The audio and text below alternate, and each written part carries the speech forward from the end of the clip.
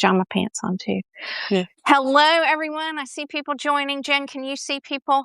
I can see people. 14, Okay. 16, getting up there. Sometimes Substack is such a shit show anymore. I never know what people can and cannot see. I opened this to all subscribers today at the last minute as a last minute decision because I want everybody to know about Jenn and her work. And so I have everybody here. I don't know how many people will have read the book, ICE, What Everyone Needs to Know, which is what we're discussing today. But a lot of talking about this book encompasses your memoir and a lot of the things that you interview about. So some of this may not be new. We may have talked about it last June. But I want everyone here to get more about your work. It's so revelatory to someone like me who spent most of her life in South Carolina and just had no idea these things were going on. And a lot of Americans don't. So your work is a really important flashlight, spotlight, and lens through which to view what's happening. Well, I appreciate that. So I've been working hard for quite a long time to get this out. And now all of a sudden it's relevant, very relevant to the rest of the country. So that's and the last time we talked, and that was last June, because we read your memoir last June, you were having a hard time getting people to interview you, and that has changed. It's changed a little bit. Yeah, mostly on Substack. I mean, mainstream media still ignores me, but they ignore all of us. That's why we're on Substack. So, and then even they ignore their own and fire their own, and that's why they're coming to Substack. And so, yeah, it's changed a lot. A lot of people still don't want to talk about the book because it's a lot of things they don't want to address. But if they read the book from 4 years ago, they would be like, it explains everything you're seeing today. And you're like, oh, okay, now I understand why these agents are so corrupt and brutal and cruel and this and that. So, yeah. Well, for people who don't know you, let's briefly talk about your background. So you have great expertise in this, fortunately or unfortunately, or both, for us. You were a Border Patrol agent. I was a Border Patrol agent. I joined the United States Border Patrol fresh out of college. I'm from Alabama, and this was 1995. The internet was just getting started. I had no idea what the Border Patrol was, being from North Alabama. And I was on my way to law school. I graduated with honors, #1 in my class, was supposed to be a civil rights attorney and all that other stuff. This thing called the Border Patrol was hiring because of the Clinton crime bill.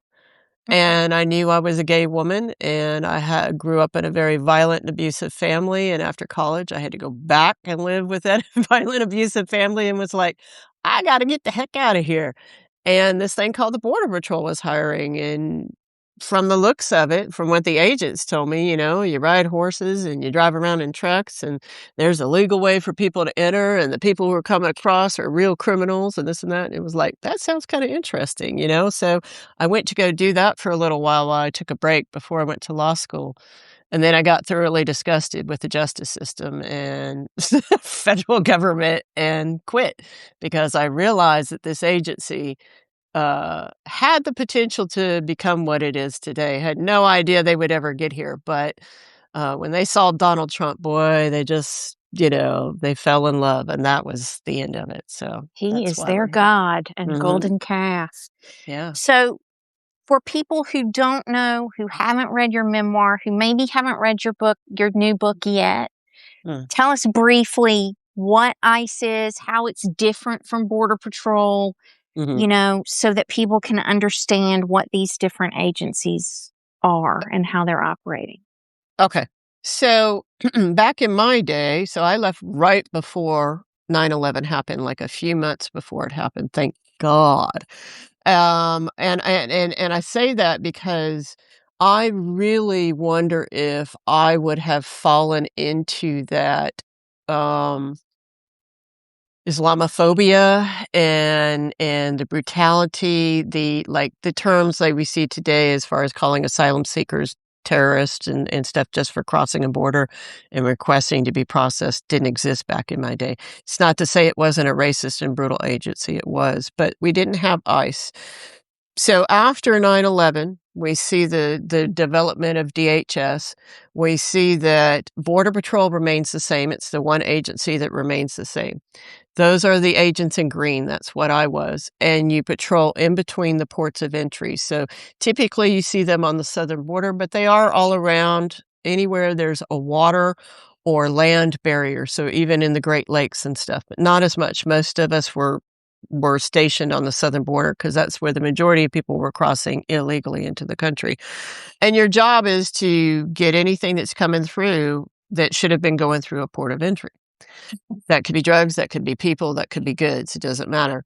And then they developed back in the day we call customs. Those are the agents in blue, the immigration and customs officers in blue at the ports of entry. They created customs and border protection.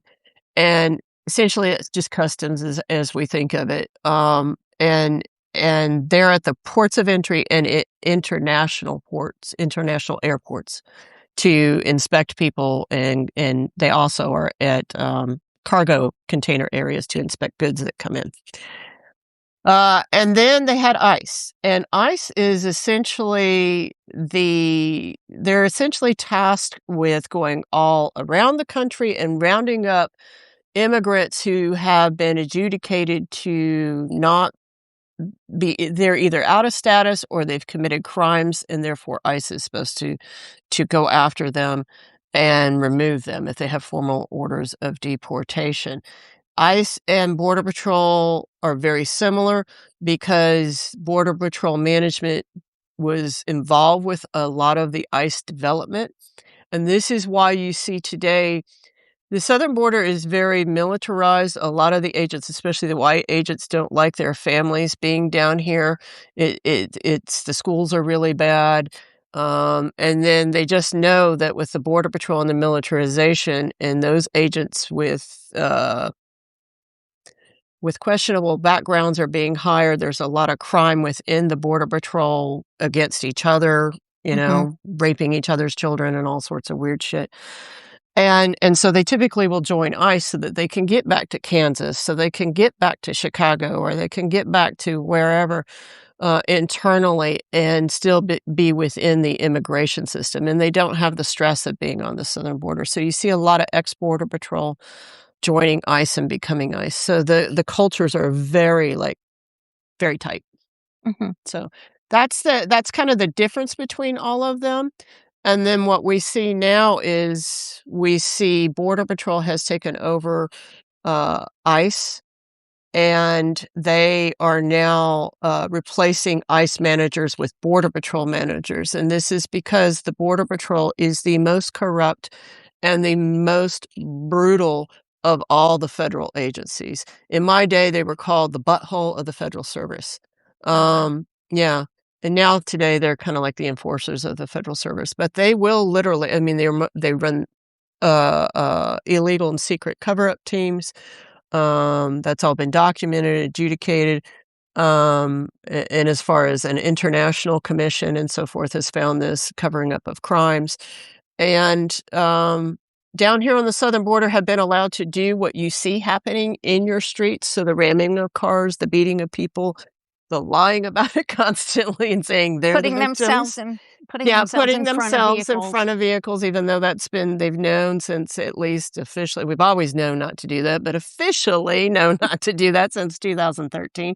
But they still do it, and they just get away with it. No Border Patrol agent has been convicted of killing anybody on duty in over 101 years of the agency's existence.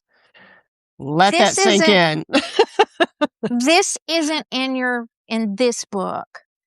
No, not in that. But you talk about the origin of the Border Patrol being rooted actually in the KKK and racism. It's been around now for almost 100 years, right? The Slave Patrol, the first Border Patrol agents, a lot of them were sons of Confederate generals. You can go on CBP's website right now, and the guy that they say is the first Border Patrol agent, and he really wasn't, but he's the one that they like to point out because he had a long history of gunslinging on the western border. His dad was a slave owner. He was a general in the Confederacy and governor of Florida. And they call him Jeff Milton, but his real name is Jefferson Davis Milton. Okay. So I remembered that from our last, but a lot of Americans don't know that No, history. no. So, I didn't know it as an agent. I had to find it out afterwards because they certainly don't teach us that. So, yeah. I want to come back to, so don't let me forget, I want to come back to the Fourth Amendment stuff because Okay. it's really important. And you get into that in this book. But talk a little bit first about how these agents are trained, because they're trained with essentially a different constitution than the rest of us learn. So talk a little bit about that.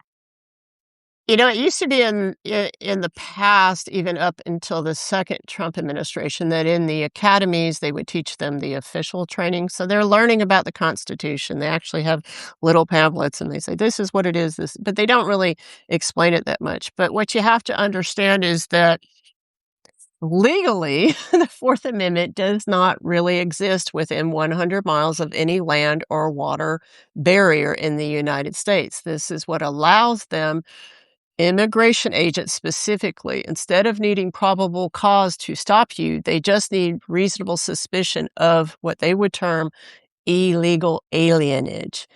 And the Supreme Court has most recently upheld the right for immigration agents, or anybody now acting as an immigration agent, since we have drug our regular police into this enforcement, to stop you based on racial profiling.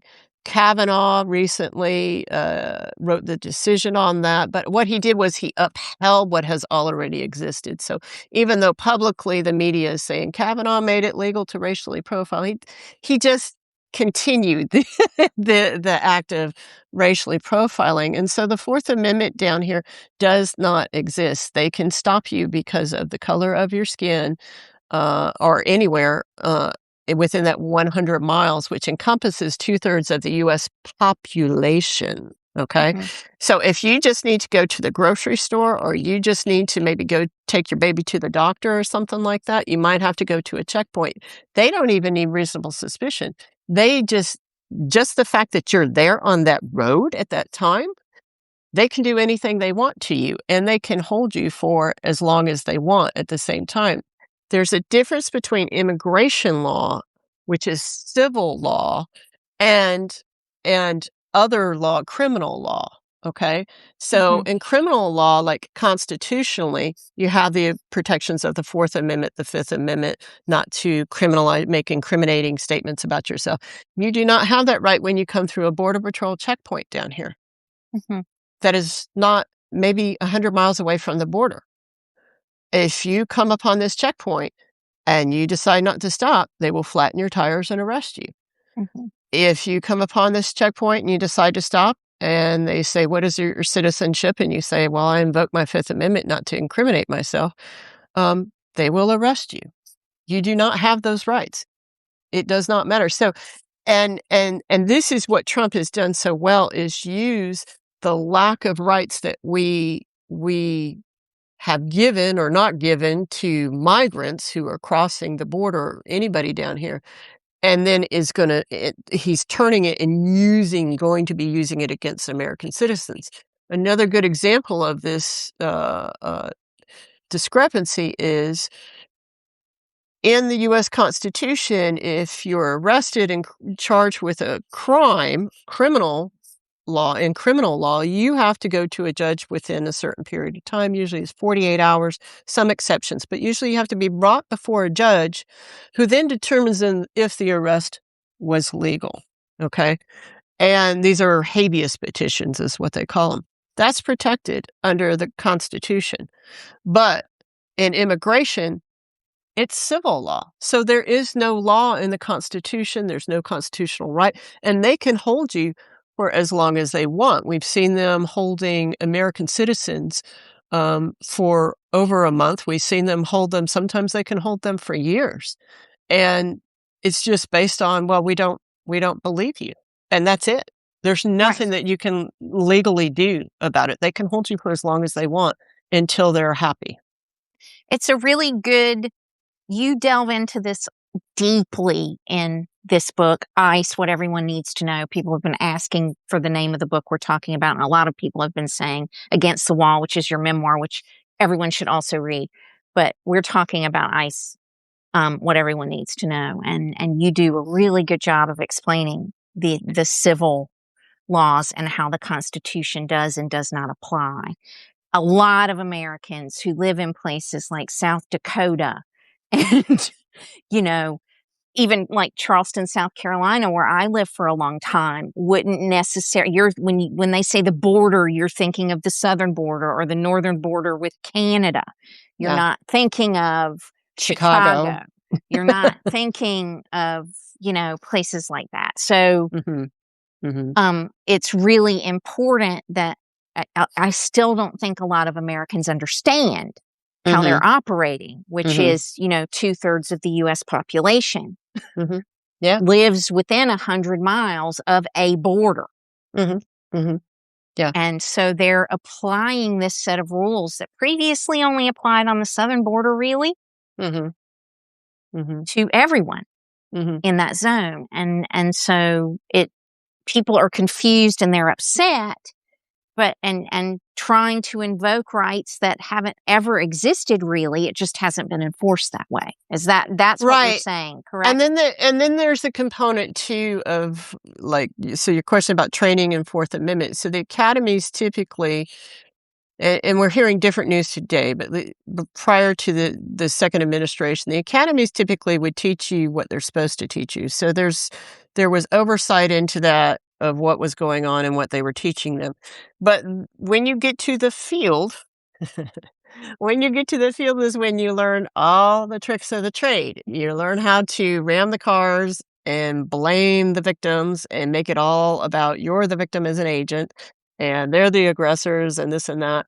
It's Darvo again. Yeah, Darvo. Yeah, you learn how to say, "Oh, well, they were going to throw a rock at me, and so I had to shoot them." And you see that what's so interesting about this to me with the mass deportation is, you remember when Chief Bovino, who's been leading all the raids, he's now resigned, but he was leading all the raids, and there was that in Chicago. I believe it was Judge Ellis who said, "You're not going to be." Throwing tear gas anymore. You have to justify this. You can't just arbitrarily do this anymore and this and that. And then there was that video where he's like, "I'ma throw it. I'ma throw it. Look out. Pachoo!" And it was the most ridiculous little throw I'd ever seen. But it was indicative of, first of all, you could tell by how he's behaving. His life is not being threatened or any, and he's just throwing it just to throw it. So he gets called into court, and the judge is like, "What up? You're doing this without any justification." He goes, "Oh, someone was throwing a rock at me or about to throw a rock at me and this and that." And I'm like, "You're in Chicago. You're not on the southern border. Not that there aren't rocks in Chicago, but you're on a street." But then again, at the same time, he doesn't realize. So what he did was his training that he has had for over 20 years. You say, "I fear for my life. They tried to throw a rock at me. I fear for my life. They tried to throw a rock at me. I fear for my life." And just do it over and over and over. Because in our courts, it's the perception of the agent. And so if you can't get away from that perception of the agent, you can't find them guilty. And that's how they get away with this. But what happened to Bovino is they really didn't anticipate the amount of people videoing them. That doesn't happen down here on the southern border. So they get away with it down here on the southern border. And they also didn't expect judges to fight back against them, because on the southern border, our judges are pretty much owned by CBP and Border Patrol and DHS. They all work together. They're all bros. They get away with raping. They get away with everything. I have watched judges let agents go, even though they have them on video, putting their guns in their own mouth, threatening to kill themselves and pointing their guns right at their spouses. And judges are like, "Well, let's drop it to vandalism." So they've been getting away with this behavior. That's what they're used to.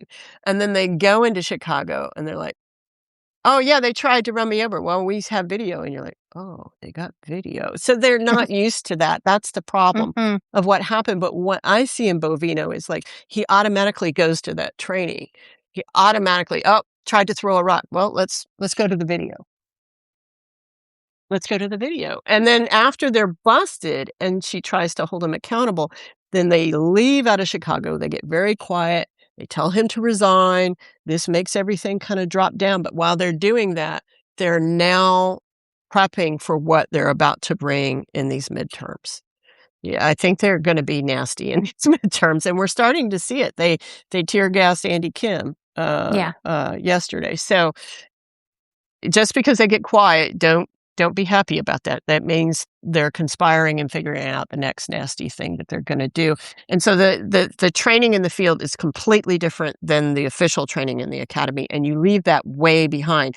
So when they respond and say, "These people are officially trained and they're properly trained," technically, until they get out to the field, and the training is different. So Okay. And I mean, there's a lot of hazing and bro code and peer pressure and other things, and you get into a lot more of that in your memoir, Against the mhm. Wall. So people who are interested in how that works should definitely pick up that book and read it. Speaking of things that aren't being paid attention to, that we aren't hearing a lot about right now, Tom Homan. You know, you give a number of detailed backgrounds on these different people. And Mm. and I want to remind people who Tom Homan is, because we're not hearing a lot about him anymore. We hear more about Rodney Scott, though not much more. You give a lot of his background too. So let's talk about Tom Homan. Let's remind everybody who he is and what he's done. He is first and foremost a Border Patrol agent. So, Mhm. and it's when Renee Good was shot, and I watched how that agent reacted, I said, "That's an ex-Border Patrol agent." And he is an ex-Border Patrol. So you just kinda there's a culture and a feeling about Border Patrol agents that's different. It's the reason why I can still go out there and talk like they can, and they quickly turn around and tell me anything I wanna know because they don't know who I am. Most of the young agents don't. Mhm. But it's that kinda cultural thing that we recognize in each other. And Tom Homan, he ended up in the Obama administration. He was, I think, an acting ICE director of ERO, which is the removal side. So they're the ones that are grabbing the migrants and physically putting them on a plane and deporting them and stuff. So he was responsible for that. That's the most brutal part of ICE, as opposed to ICE HSI, which is more the investigative side. Um, he essentially is a bully. I have long thought the reason why he's always been an acting director of these things is because he's problematic. And if they were to do any kind of hearings, they would discover that. And so they don't want people to talk about that. That's the only reason why I can think that they won't make him an actual director of anything. Um, but he is extremely brutal, but he's able to then go before the public. It's interesting, the reports when they got rid of Bovino and they said Homan's gonna take over, all of a sudden the mainstream media was like, "Well, Holman is a little more civil and a little bit more professional," and I'm like, "What?" So so Holman's big deal is, I mean, he just like there's nothing that these agents, just like Rodney Scott, there's nothing that these agents can do that's ever wrong. They are never, ever, ever held accountable for anything. And when you say, "Well, what about the agent who shot this?" He'll turn around and go, "Well, what about the child that's being raped?" And it's like, you're not answering the question. You're not answering the question. And he does this whenever AOC or any Democrat says questions him, then he turns it into the fine men and women of the Border Patrol risk their lives every day. Let me tell you, being a Border Patrol agent is one of the safest jobs in law enforcement. Immigration agents have some of the safest jobs in law enforcement. Why? Because the majority of people they're dealing with are not criminals. Mhm. They're immigrants. They're just not criminals. And a And lot of these agents are the criminals, a lot and of you these get into agents that. are the criminals, and you know, Garrett Graff, he's shown I've been doing the stats for a while, but he took it all the way back, I think, to 2005 or 2008. He said, essentially, since that time, a CBP or Border Patrol agent has been arrested every 72 hours since then. They are arrested for violent crimes as a population at a higher percentage than the people that they are arresting. Mhm. And so and the crimes that they say that these people have committed, the DUIs and stuff, Border Patrol agents get away with that. They get away with rape, they get away with murder, they get away with theft, they get away with all sex trafficking, all this stuff. And I say over and over, these agencies ICBP and Border Patrol in the last 20 years of their existence, 23 years roughly, have done more to encourage sex trafficking and human trafficking and drug trafficking than anything else. And you just have to look at the Epstein case. I mean, they were blatantly doing this in front of being inspected by CBP officers. And when you read the Epstein files and the interviews with CBP officers in the beginning, they're always like, well, I never went to the island. I didn't accept any gifts. I didn't know, I don't know. I just did my job. And they're not looking at all these girls they're bringing. How could you not? You're supposed to be the experts in sex trafficking. It says it right there on your website. And they're like, well, I had nothing to do with it. And then they interview him for a little bit, and a couple pages later, then they're like, okay, well, I did go to the island twice, and I played drums at the parties, and I did get some financial advice from Epstein, and I did have lunch there, and this and yet the interview ends with the government deciding that the agents really didn't engage or know about the sex trafficking, and it's like, they're admitting to taking gifts. They're admitted to taking trips to the island. They admitted to taking financial advice and requesting loans from Epstein. And he even has their private numbers so that he can call and pre-clear all these little girls that he's doing around. So they're okay with certain types of sex trafficking. And this is what I say is like, they are a criminal organization. Mhm. If you support them and you give them money and you pay them, then you can sex traffic all you want to. But Well, let's talk a little more about Rodney Scott and the okay. cover-up teams, because that's one of the ways that they get away with so much of this too. In addition to a bunch of them being criminals, they also have a really specific system Mhm. for how they keep a lot of this covered up. So talk a little bit about that. You get into it in your book, but and So have done a lot of work on this, and you participated in an HBO documentary yeah, about it as called well. So Critical Incident: Death at the Border. It's on okay. HBO. It's the only place you can get it, and it won't be up for long. So essentially, since 1987, Border Patrol created its own critical incident teams, CITs, as they're known in the Border Patrol. And it was because they had killed 24 people down here in one station in 1 year, which is Mhm. absurd. And they were having to deal with criminal allegations sometimes, though not usually, because, they could usually get the people investigating to not do much about it. Prosecutors are reluctant to prosecute federal officers, even when they kill people. But they were dealing with a lot of civil liability. And it even says in the critical incident team PowerPoint presentations and stuff that I have from 2010, their goal is to limit civil liability. And so what they did is they created these teams, and the Border Patrol specifically does not have this legal authority, and expressly says they cannot have this authority to investigate their own use of force incidents. So they would have to call out to either the sheriff, whoever had jurisdiction of where the incident happened, the sheriff, local PD, FBI, and nowadays it would be CBP's Office of Professional Responsibility, which is like their internal affairs. But what they created back in the day before all of that happened were these CITs, and they would take agents, typically agents that had we call them bleed green, or they have dirt on them. So they're engaging in like a lot of sex abuse and things like that, typically are their managers. And the chief is the one, so it's the chief's own private investigative team, and they only answer to the chief. And there's all these ranks in between that they just don't include, and that tells you that it's corrupt. And they did not send them to professional forensic schools or evidence training classes. They created their own schools inside the Border Patrol Academy and kept that secret, and had other Border Patrol agents teach them what they felt were proper evidence gathering techniques. And they hid all the money for this within the intelligence agencies that already existed within the agencies. And so they ended up, basically what they did is they get to the scene first, and they're the ones who end up deciding, what is evidence, what isn't evidence. and how it's collected. So even if it gets to trial, what we find is the evidence is so poorly collected that they can't do anything with it. So fast forward, I ran into them as an agent in the field, and realized what they were. And then I ended up writing about them in my book. And when I was asked to investigate for this movie, the Anastasio Hernandez Rojas case, I actually saw the documentation of how they did it, and I've never seen that before. Mhm.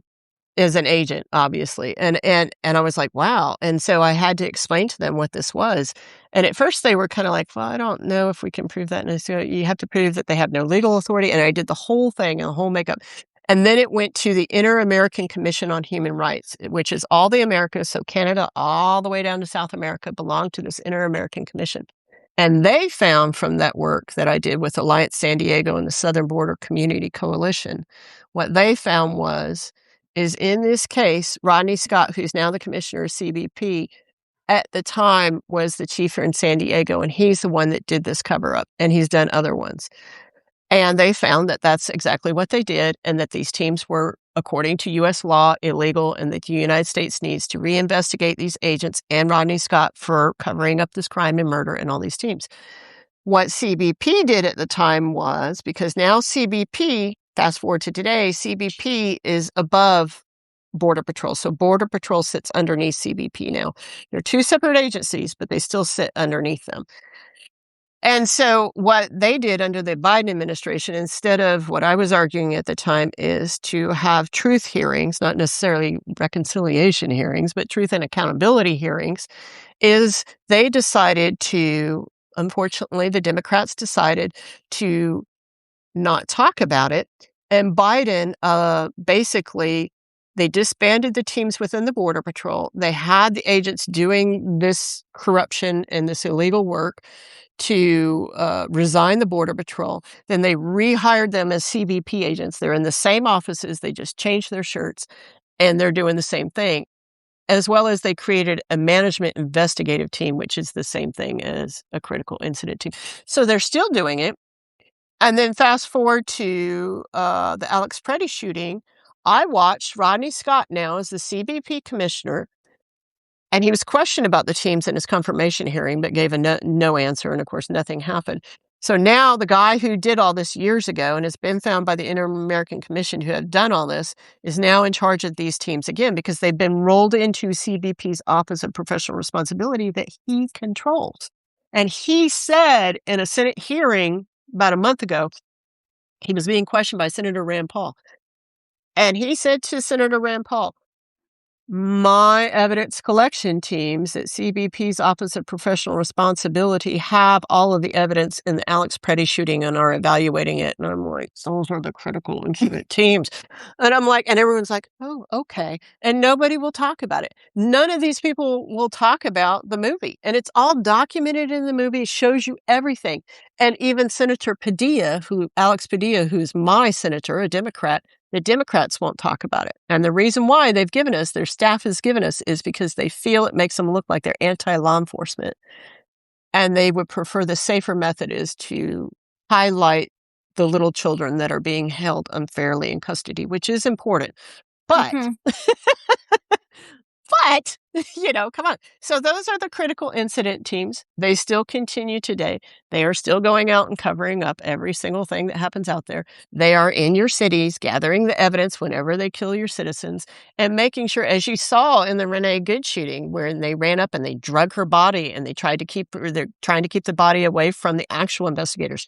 That's exactly the MO of these teams. So it's still continuing today. Yeah. Someone asked in the questions, and I was going to ask this a little later, but I'll ask it now. How corrupted are local police and sheriffs in this network? I'm sure on the southern border it's very corrupt. It is very But corrupt. There's probably less than a handful that are not. They are heavily dependent upon DHS. So this is how they've done it after 9/11. They set out basically to buy the loyalty of our local cops. When I was an agent before 9/11, if you read my memoir, you'll see I talk about how the real cops, the sheriffs and the police, they hated us. We're just the immigration police. We're all corrupt and this and that, which is true. A lot of us were. But after 9/11, what they did was they bought them. And so they bought them with resources, whether that's trucks and guns and old military grade equipment from the Middle East wars were given to them and stuff like that. And then there's all these grants and programs that I go through in the ICE book that they can get, like 18 different types of grants and stuff. And so some of these, I've even read through transcripts of like in Calexico, they create these fusion teams, joint task force teams, and they say it's about terrorism, but the reality is it's about educating the real police, your sheriffs and your PDs, on how to view migrants and immigrants as all criminals and terrorists. And so it's been an indoctrination thing as well. But essentially, we own all of them. They can't exist without our funding. And so they get into these programs and they accept the money, and then they get support politically and all this other stuff. So they're pretty well owned. This is why down on the southern border, like, you see the agencies not willing to let the investigators, state and local investigators in Minnesota, investigate their use of force. But down here on the southern border, they're okay with Cochise County investigating them, or Texas Rangers. That's because they know they can trust them. They all already have covered up so many crimes for these agents down here that they don't have to worry about it. So with the additional ICE funds, Jessica's asking, will this spread? I mean, this will that's the definitely goal enable of this. them. Yeah. That's the goal of this. And when you see people talking, when you see, like, right now, they're talking about closing down airports, international airports that they consider are in sanctuary cities. Let me dispel that most of what they call sanctuary cities are simply cities who say, we don't want our sheriffs and our PDs to be doing immigration work. And we will not hold somebody in custody. So if they're in custody for, like, say they did domestic violence as an immigrant. Let's say, Ron, you did some domestic violence and you're an immigrant. We're going to put you in jail for the domestic violence charge. You're going to do a year. And then after that, immigration might come and get you. What immigration wants them to do is hold them until they can get to them. But what that does to your local police and sheriffs is put them in a position of committing a crime, which is kidnapping, and holding them beyond their sentence. And so they can't do it. And then they go, aha, sanctuary city.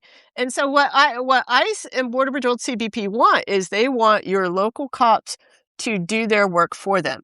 And when they won't do their work for them, then they label them sanctuary cities and punish them.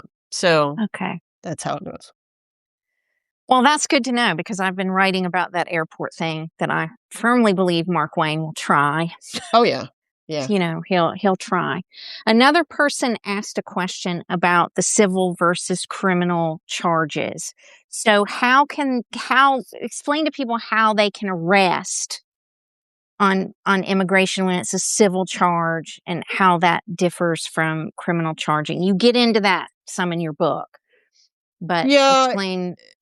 So they've they've conflated a lot of things. Back in the day, prior to 9/11, the criminal crime of crossing a border without inspection, that is a criminal charge. 8 U.S.C. 1325. But we did not normally charge for that, because if we did, we would be separating families. We would be demanding that taxpayers pay so much of their tax money to holding these people, which is what we're doing now. And those were not our priorities back then. And the vast majority, 98 to 99% of the people that they are arresting do not have, at least on the southern border and as Border Patrol agents, those coming across illegally do not have criminal backgrounds. Now, at the same time, if you cross the border as an immigrant and you've been deported previously, like officially deported, not just thrown back, but officially deported by a judge, then you could be charged with 8 U.S.C. 1326. So there are some which is a reentry after official deport. So there are some criminal charges within immigration. I don't want to say that there are not. But civilly, what they're charging people with now is being out of status. That's a civil violation that should be handled by you coming in to pay a fine and readjusting your status. We'll check it and make sure you haven't violated your status in as far as crimes and this and that, but maybe you didn't pay, maybe you didn't have the money, maybe you were afraid, whatever the case is. But they've chosen not to do that. And because they are charging them with civil crimes, there is no avenue for them other than to file a habeas petition to say to a judge, let me out.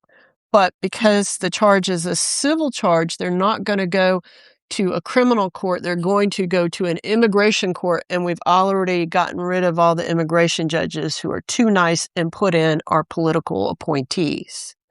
So what they're doing is they're abusing the civil immigration system and claiming that all of them are criminals when they're not criminals. It's just a civil violation. And now they're going so far as to say anybody who has applied for asylum. So normally when you apply for asylum, you come to a port of entry, you're supposed to be able to, I need asylum because of this and this. Here's the documents, this and this. And they do a quick evaluation, not quick. They do an evaluation to determine if you meet the guidelines to parole you into the United States. And they do records checks and all this other stuff. And they have access to records checks in other countries, even though they claim that they don't now. They do.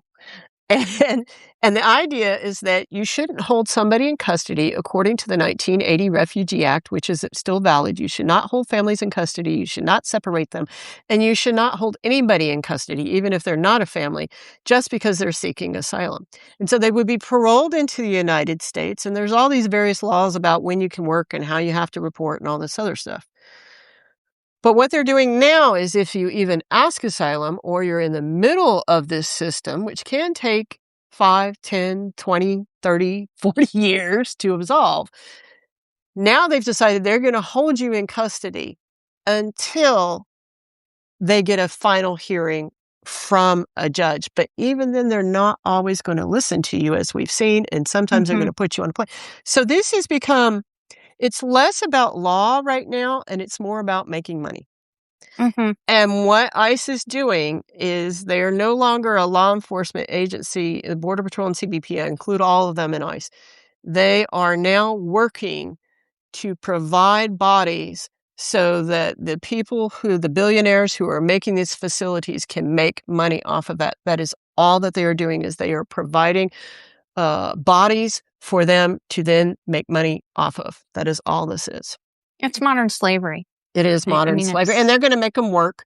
And they're starting to introduce now where they're going to, if they hold you all this time and all you've done is come in and request asylum, and they're going to hold you in these facilities, they're going to charge you. And they're looking at about $18,000 at least. And I mean, even if you come in and they arrest you and they say you're out of status, and some of these bond hearings are like $16,000, $20,000. They don't have this kind of money, and they know that, and that's being done on purpose. So they're telling you that these people are all criminals, but the truth is 70 to 90% is just a civil immigration violation, and some of them not even that anymore.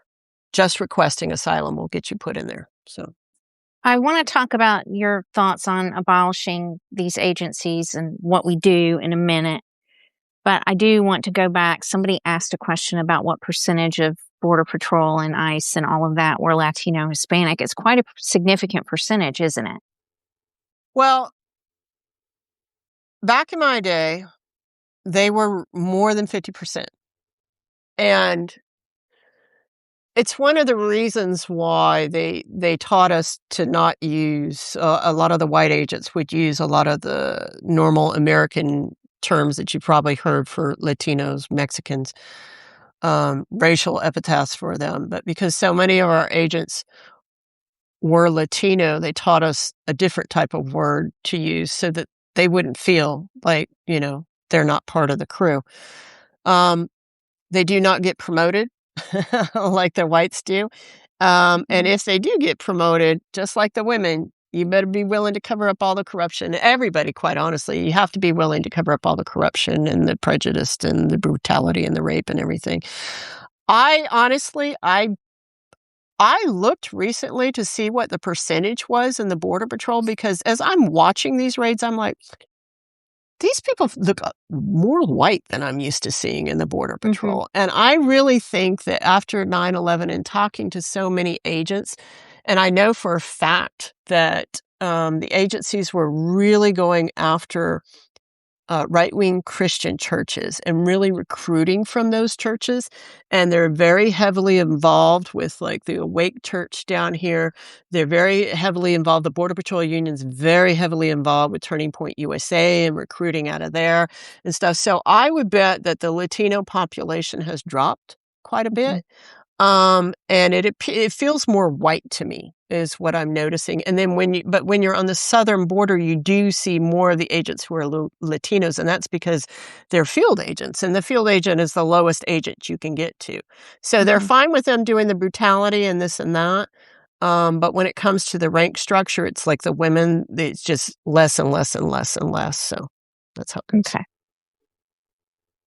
Can we abolish ICE? You get Yeah. into this and these agencies, the Border Patrol, can we abolish them? I mean, you've documented both in your memoir and in ICE what everyone needs to know, how both Democrats and Republicans have propped up these problems. They've refused to solve them. They've contributed even to these problems. You mentioned earlier that your own representative, is it doesn't stand up to this the way that he should as a human being, but he is a Democrat. So what do we do when we understand that really we don't have a government that cares about dealing with this?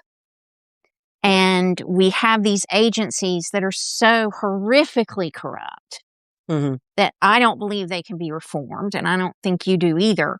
No. So how do we abolish them, and what do we do? How do we get our representatives or demand from these people who work for us to do something about this?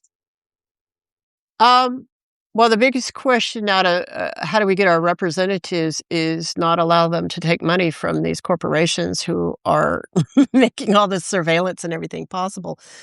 Joe Biden took more money from not wall makers. Trump took more money from wall makers and gun and manufacturers of that kind of stuff. But Joe Biden and Democrats take more money from the surveillance side.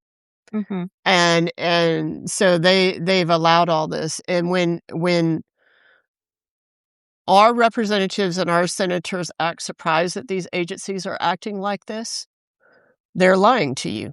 Every single one of them are lying to you. This has been going on since I was an agent. I'm sure it was going on since before I was an agent. Everything that you were seeing is just what we've been doing down here forever, but on steroids. And they were okay with it. And they knew this shit was going on. Report after report after report after report every year from ACLU and all these other organizations. So the question, can we abolish ICE? Well, they're abolishing the Forestry Service, and the Forestry Service is a law enforcement agency, believe it or not. It's I think I want to say 121 years old. ICE is 23 years old. We didn't have ICE before. They act like, oh my God, if we don't have ICE, we won't be able to get criminal aliens, what they would call criminal aliens, off the streets. The majority of immigrants who are committing crimes are arrested by our regular police officers and our sheriffs. I don't have any problem with the services doing jail checks, which is originally what ICE was supposed to be doing, and dealing with that kind of thing. So they're adjudicated criminally on different things, which then makes them illegal according to the immigration laws. We can argue back and forth whether that's legitimate or not. That's a different subject. But just overall, can we abolish ICE? Absolutely. You can totally abolish ICE. And especially, I actually think we have to, because what ICE has done, one of the things that ICE does is when you are an immigrant and you're filing asylum or you're fighting your claims in court, you have to go and do your ICE appointments, regular ICE appointments. This is where you see in the courtrooms and then also in the ICE offices with their attorneys, meeting with them to say, okay, where are we now? When's the next hearing going to be? Yes, they've done everything right. No criminal record, haven't done blah, blah, blah, blah. They make them jump through all these hoops. They have ruined that relationship of presuming regularity. So attorneys can no longer take their clients into ICE hearings and assume that this is just going to be an update hearing and this and that. They have to assume that their clients are probably going to be arrested. So they have completely ruined that relationship with the people that they are supposed to be serving, especially with what they've done to USCIS as well. So there's no reason why we can't abolish ICE. They act like if you get rid of ICE, then all these criminal aliens are going to be running around. But as you've seen, they've lied to you about how many criminals there are that are immigrants. They cannot find them. They cannot produce them because they're not existing. Because immigrants know they got to keep their shit clean. I mean, seriously, that's why they commit less crimes. It's not to say that some don't, some do. I'm not saying that. But overall, less criminals. It is a waste of money. Some of the most uneducated, untrained, just horrible people that should not be given these positions, this gun and badge and everything. They should be working a much smaller, inconsequential job. Let me put it like that. If they're even free, because a lot of them are criminals and should be in jail. Exactly. Yeah. And I do think that the Border Patrol should be abolished as well. It is our closest ancestor to the Slave Patrol. We are lying about what it is. I'm not saying that we don't need national security isn't important. I'm not saying that we don't need law enforcement on our borders. There are certain, I've seen some of the things that come across that border, but it shouldn't be like what it is right now. The truth is if we had legal avenues for people to come and say, inspect me, please. Look at should I be able to come in? That's what 99% of the people want. And we do not provide that to them. And when they're running for their lives, they're going to cross illegally. So we just create this. We've created this whole problem ourselves. Why? Because it's providing political advantage to politicians, as we see nowadays. It provides power and money to those in the law enforcement, makes them stronger, makes them more authoritarian, gives them more power. And people are making money off of all of these bodies, off of all these, quite honestly, majority Black and brown bodies is what we're doing. Yeah. Well, Jenn, the book that we've been discussing, I'm going to hold it up so people can see it. I got it at Kobo. It's ICE, What Everyone Needs to Know. Mm-hmm. That's your latest book.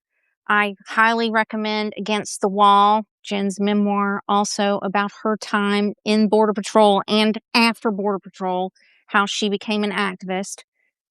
Both of those books are excellent reads, are so eye-opening about what's happening right now. So if you haven't read them, please make time to do that.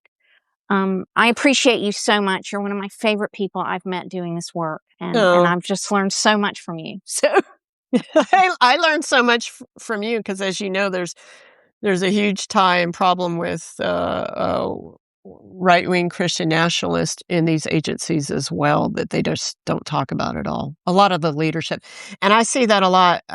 My understanding is Mark Wayne Mullen is just like Rodney Scott in today's believer, and right, Christian nationalism.